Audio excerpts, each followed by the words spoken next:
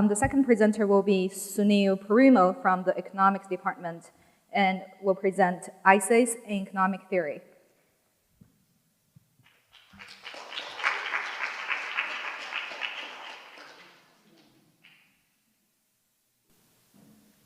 Ever wonder why our economy cycles, or why that episode happened between Elon and Twitter?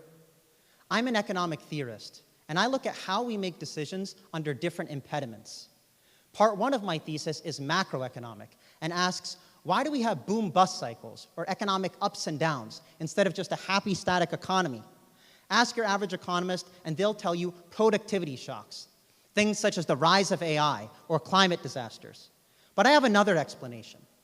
The impediment of having to post asset collateral on our loans may be part of the reason for cycles. It helps to look at nature for intuition. So that over there is a plant in my kitchen that's grown so tall, it undulates about the ceiling. Why is that? Competition, right? Between the upward growth of the plant and the downward force of the ceiling. Our spending is sort of like that, but over time. See, on one hand, we're impatient, right? We want to spend more today and less tomorrow. A downtick in spending. On the other hand, hitting our collateral limit when taking out loans needed to fund today's expenses makes us spend less today and more tomorrow. And competition between these trends can drive cycles in our expenses, which in turn drive cycles in borrowing and asset prices.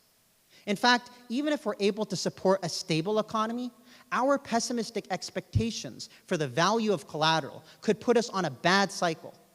This opens doors for regulating how we post collateral on loans to help limit these bad boom-bust cycles, a topic for future research. Part two of my thesis is microeconomic and asks, how should a buyer and seller negotiate a price under the impediment of not knowing their walkaway prices? And can their price contract be resilient to changes in bargaining power? We all have walkaway prices, right? If the price is too high, the buyer walks away.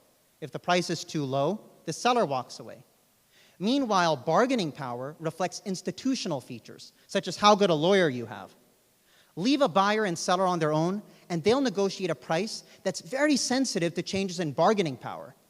That's like Elon withdrawing from the Twitter deal until Twitter leveraged its bargaining power, launched a lawsuit, after which Elon rebounded back up to his original price offer, all while taking Twitter's stock price on a joyride. Well, I have another way to choose a price. Bring in a mediator who has some summary stats on walkaway prices and who assumes the distribution of walkaway prices across buyers and sellers is most unfavorable for them to trade.